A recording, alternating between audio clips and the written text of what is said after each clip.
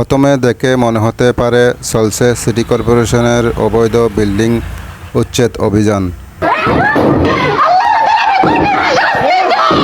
আবার কেউ কেউ দেখে ভাবতে পারেন এটি হয়তো কোনো পুরনো বিল্ডিং ভাঙার ঠিকাদারি নিয়েছে কোনো এক ঠিকাদার।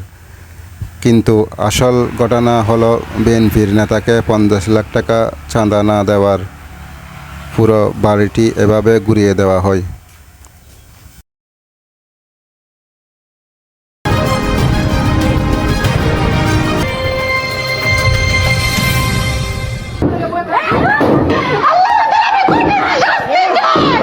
তারা পার্টি করে, কিসের পার্টি করে? তারা বলছে বিএনপির পার্টি করে, তারা নেতা মানুষ। এখন তো তাদের সাথে তো আমরা পারবো না, আমরা অসহায় মানুষ। আমাকে মারধর করছে, পায়ের মধ্যে ইটা দিয়ে ডিল দিছে। তারপর আমার নারায়ণগঞ্জ ফতুল্লার সিমওয়ার্কের পশ্চিম লাওয়াপাড়া এলাকায় গত 20 মার্চ সকাল 7টার দিকে এই ভয়াবহ হামলার ঘটনা ঘটে। হঠাৎ করে 30-40 জনের একটি সশস্ত্র দল লাঠি, লট ও দেশীয় অস্ত্র নিয়ে একটি বাড়িতে হামলা চালায়। মুহূর্তে পুরো বাড়িটি ভেঙে চুরমার করে দেওয়া হয়। প্রধানমন্ত্রীর পক্ষে এই ঘটনার ব্যাপারে খোঁজ খবর নিতে এসেছি এবং ক্ষতিগ্রস্ত পরিবারের পাশে তিনি আমাদেরকে দাঁড়ানোর জন্য নির্দেশনা দিয়েছেন। আমরা নারায়ণগঞ্জ জেলা বিএনপির পক্ষ থেকে, ফতুল্লা থানা বিএনপির পক্ষ থেকে এবং যেহেতু আমি জেলা পরিষদের প্রশাসক, আমি জেলা পরিষদের পক্ষ থেকেও তাদেরকে প্রধানমন্ত্রীর নির্দেশে এখানে আর্থিক অনুদান দিব, যাতে তারা এই যে ক্ষতিগ্রস্ত তাদের যে ঘর, এই ঘরটি আবার নতুন করে তারা মেরামত করতে পারে এবং বসবাসের উপযোগী করতে পারে।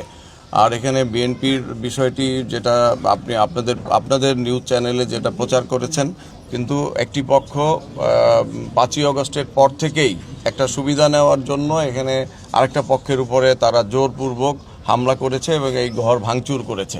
কিন্তু এটার মধ্যে কোনো রাজনীতি জড়িত নাই। আমরা এসেছি এই অপরাধ যারা করেছে, এটা ফৌজদারি অপরাধ হয়েছে, এই ফৌজদারি অপরাধের সাথে যারা জড়িত তাদের ব্যাপারে আমরা সতর্ক আছি, সরকার সতর্ক আছে এবং আমরা প্রশাসনকে নির্দেশনা দিয়েছি তাদেরকে আইনের আওতায় নিয়ে আসার জন্য। এটা আমাদের দলের হলেও কাউকে ছাড় দেওয়া হবে না। আমাদের দলের না, তারপরেও আমি বলছি, যেহেতু আপনারা আমাদের দলের কথা বলেছেন, সেই হিসেবে আমি বলছি যদি দলেরও হতো তারপরেও তাকে কোনো ছাড় দেওয়া হতো না। এই ধরনের অপরাধ যেই করুক সে অপরাধী বলে বিবেচিত হবে, দলের নেতাকর্মী বলে বিবেচিত হবে না। সুতরাং এটা অবশ্যই বিচারাধীন বিষয়, বিচার হবে এবং আইনের আওতায় তাদেরকে নিয়ে আসা হবে। প্রশাসন এখানে জানার পরেও আসতে তারা দেরি করেছে এবং ততক্ষণে দীর্ঘ সময় অপরাধীরা পেয়ে অপরাধ কর্মটা দীর্ঘ সময় ধরে তারা চালিয়েছে। এখানে প্রশাসনের যার নেগলিজেন্সি রয়েছে সেই বিষয়ে আমরা প্রশাসনের উচ্চ পর্যায়ে কথা বলবো এবং তার বিরুদ্ধে ব্যবস্থা নেওয়ার জন্য আমরা অনুরোধ করব। তো সুতরাং প্রশাসনের নেগলিজেন্সিও দেখা হবে এবং অপরাধীদের অপরাধকে আমরা সমান দৃষ্টিতেই দেখব। কারণ প্রশাসন যদি সতর্ক থাকতো তাহলে দীর্ঘ সময় ধরে এই ধরনের একটা দিনের বেলা এত বড় একটা অপরাধ কখনো করা সম্ভব হইতো না। সুতরাং এখানে প্রশাসনের নেগলিজেন্সিকেও আমরা একটা আমলে নেওয়ার চেষ্টা করব।